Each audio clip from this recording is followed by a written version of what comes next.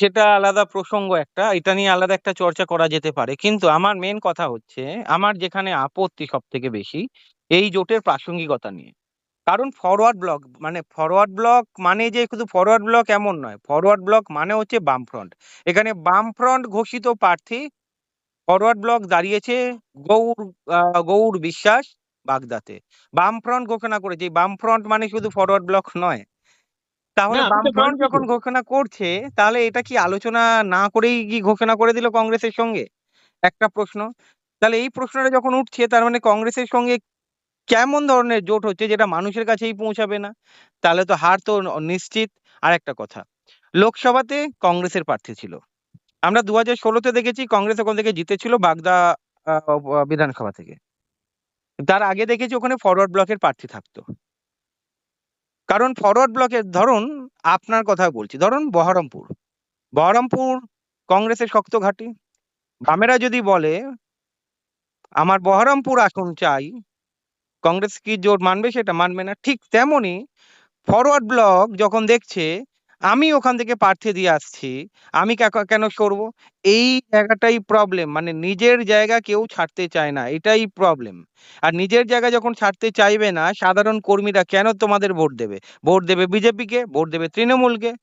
এটাই দেখে আসছি, আর এটা হচ্ছে। আর এই কারণেই আমি বারবার বলছি, এই জোটের কোনো প্রাসঙ্গিকতা দেখতে পাচ্ছি না, যতক্ষণ না পর্যন্ত দেখতে পাবো না, যতক্ষণ না পর্যন্ত অধীর বাবুরা, কংগ্রেস, সিপিআইএম স্টেজে দাঁড়িয়ে একসঙ্গে সম্মেলন করবে, হাতে হাত ধরে মানুষকে বার্তা দেবে আগে কি ঘটেছে ভুলে যান, আমাদের লক্ষ্য বিজেপি টিএমসি। আপনারাও যদি চান বিজেপি টিএমসি কে উৎখাত করতে, এবং একমাত্র বিকল্প বাম কংগ্রেস, এইটা যদি ঢোকাতে যতক্ষণ না পর্যন্ত পারবে না, কিচ্ছু হবে না। ওই স্টেজে যাবে, নির্বাচনের সময় একবার চেল্লাবে, মানুষ শুনবে, মানুষ হাসবে, চলে আসবে।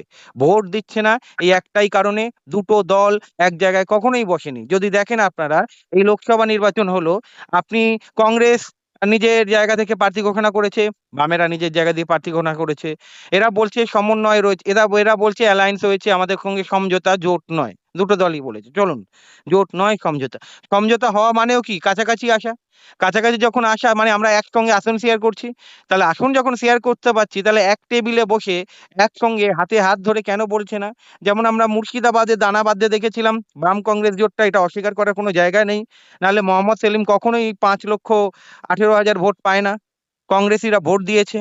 কিন্তু ওই একটা জায়গা ছাড়া আর এমন কোনো জায়গা নেই যেখানে কংগ্রেসও মানে বামেদেরকে সেভাবে ভোট দিয়েছে। এটাও মানতে হবে, অনেক কংগ্রেস কর্মীরাও ভোট দেয় না, বাম কর্মীরা তো দেয়ই না, যেটা আমরা বাগদাতে দেখতে পেলাম। বাম কর্মী বলবো না, ফরওয়ার্ড ফরওয়ার্ড ব্লক। এই যে এই সমস্যাগুলো আগে কাটাতে হবে, জোট করার আগে। যে এই সমঝোতা হোক বা জোট হোক, বাম কংগ্রেসের জোট। আচ্ছা বলুন তো, এই বাম কংগ্রেসের জোট তো এই লোকসভা ভোটের আগে পর্যন্ত বা পঞ্চায়েত নির্বাচনে দারুণ দানা বেঁধেছিল, মানুষের মধ্যে একটা স্বতঃস্ফূর্ত সাড়া ছিল, বাম কংগ্রেস বাম কংগ্রেস বাম কংগ্রেস। সেটা হট করে সরে যাচ্ছে কেন? সরে যাচ্ছে এই দুটো দলের মধ্যে ঠিকঠাক বনিবনা হচ্ছে না বলে আমি মনে করি। না হলে আলাদা আলাদা প্রার্থী ঘোষণা করছে, ধরুন আপনার সঙ্গে আমার জোট হচ্ছে, এবারে উপনির্বাচন হচ্ছে, আমি আপনাকে ফোন করে বলবো না, আমাদের উপনির্বাচনে প্রার্থী দিতে হবে, একটু আলোচনায় বসতে হবে, কোন আসনে এই প্রার্থী দেবো চলুন। হট করে নাকি আপনাকে না জিজ্ঞাসা করে আমি প্রার্থী দিয়ে দেবো? তার মানে আমি যদি দেখি, তার মানে কংগ্রেসকে না জিজ্ঞাসা করেই ফরওয়ার্ড ব্লক বা বামফ্রন্ট প্রার্থী দিয়েছে, সেখানে কংগ্রেস মানতে পারেনি। বা এটাও হতে পারে কংগ্রেসের সঙ্গে আলোচনা করেছে, কংগ্রেস রাজি হয়নি, জোর করে প্রার্থী দিয়েছে, তারপরে কংগ্রেস প্রার্থী দিয়েছে। এই জিনিসটা যাই হোক, সেটা আপনিও জানেন না, আমি অল্প বিস্তার হয়তো খবরটা রাখি বলে আমার কাছে রয়েছে। কিন্তু মেন প্রবলেম হচ্ছে মানুষের মধ্যে এরা ঢুকতে পারছে না বা ঢুকতে চাইছে না, এরা শুধু নিজেদের ভোট, নিজেদের আসন ধরে রাখার চেষ্টা করছে। মানুষের মানে মানে কি বলবো, মানুষের ইমোশন বুঝতে পারছে না এরা। কেন ভোট দেবে বলুন তো? ধরুন টার্গেট কাকে হারানো? টিএমসি কে হারানো।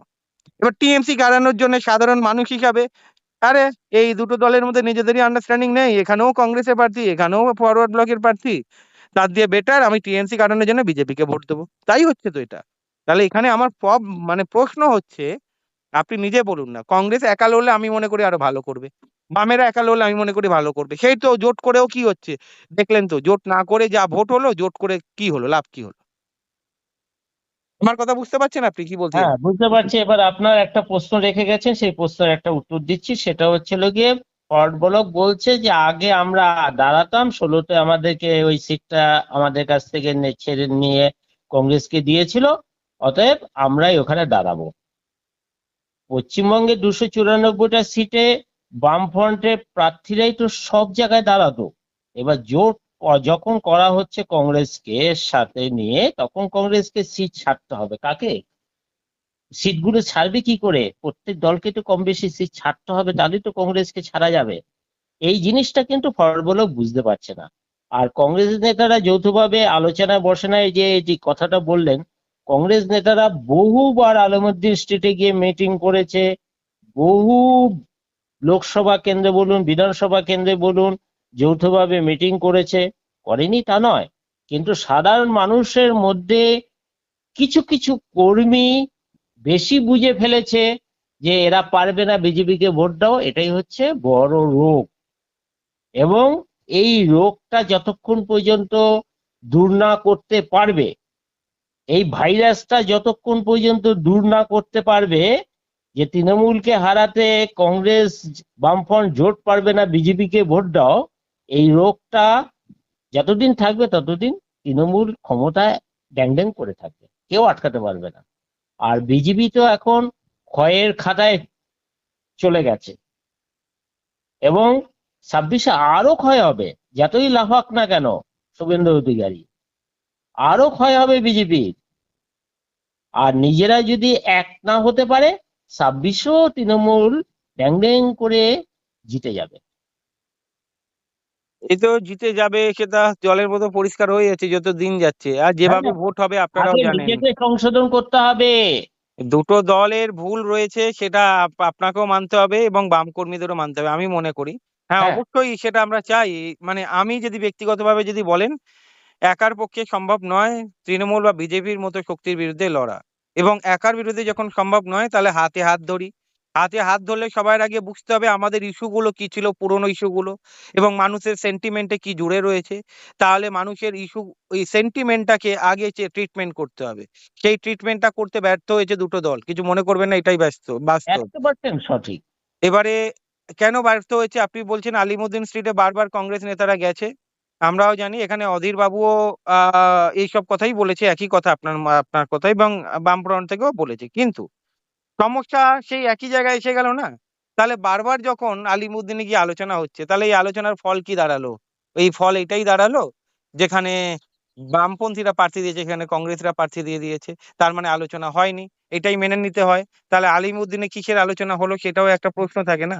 এবার মানুষ কেন মানবে? ধরুন ভেতরকার কথা সাধারণ মানুষের জানার দরকার নেই। সাধারণ মানুষ ভোট দেবে। সাধারণ মানুষ ভোট তখনই দেবে যখন প্রচার দারুণ চলবে। সাধারণ মানুষ যখন ভোট দেবে, যখন দেখছে, আমরা সোশ্যাল মিডিয়াতে দেখবো, টিভি চ্যানেলে দেখবো, দুটো দলের একটা সমন্বয় হচ্ছে একই স্টেজে, বড় ধরনের। এবং দেখুন, ব্রিগেড, কংগ্রেসের কি কর্মী কম আছে নাকি? কংগ্রেসের দারুণ অনেক কর্মী রয়েছে। তৃণমূল খেয়ে নিয়েছে 100%, এটা আমরাও স্বীকার করি। কিন্তু এই দুটো দল মিলে কেন ব্রিগেড করতে পারছে না তাহলে? ব্রিগেড ছেড়ে দিন, এই লোকসভার আগেও কোনো ব্রিগেড দেখিনি এই দুটো দলের মধ্যে রয়েছে। টাকা খরচা হওয়ার ভয়ে? টাকা তো খরচা হবেই বাবু, যদি নির্বাচনে জিততে চাও। মানুষের মধ্যে যদি দাগ কাটতে চাও, টাকা খরচা তো হবেই। আজকের এই কংগ্রেস, আজকে আরেকটা কথা, আপনি যদি দেখেন লোকসভা নির্বাচনের আগে কেন ভুলভাল বার্তা যাবে না মানুষের মধ্যে? যখন নেপাল মাহ থেকে জিজ্ঞাসা করা হয়েছিল, আপনারা কি চাইছেন টিএমসির সঙ্গে যেতে নাকি বামেদের হাত ধরবেন? উনি কি বলছেন? আমাদের এখনো পর্যন্ত যেটা আদেশ আসবে সেইটা, যদি বলে ওখান থেকে তৃণমূলের হাত ধরতে, আমরা তৃণমূলের হাত ধরবো। আপনারা নিশ্চয়ই লোকসভা নির্বাচনের আগে জানেন, দিল্লি থেকে যখন ইনি এসেছিলেন। এই যে অধীর বাবু এখানে অন্য ধরনের কথা বলেছেন, উনি অন্য ধরনের কথা বলছেন। এই যে ছোট ছোট জিনিসগুলো না, মানুষ কি তাকিয়ে থাকে, এরা কি করছে, এরা কি করছে, এই দুটো দল কি এক জায়গায় আসছে, পশ্চিমবঙ্গে তাড়াতে পারবে কি?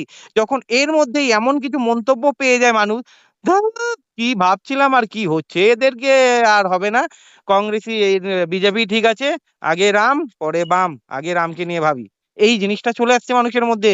দোষটা হচ্ছে এই দুটো দলের, কিছু মনে করবেন না।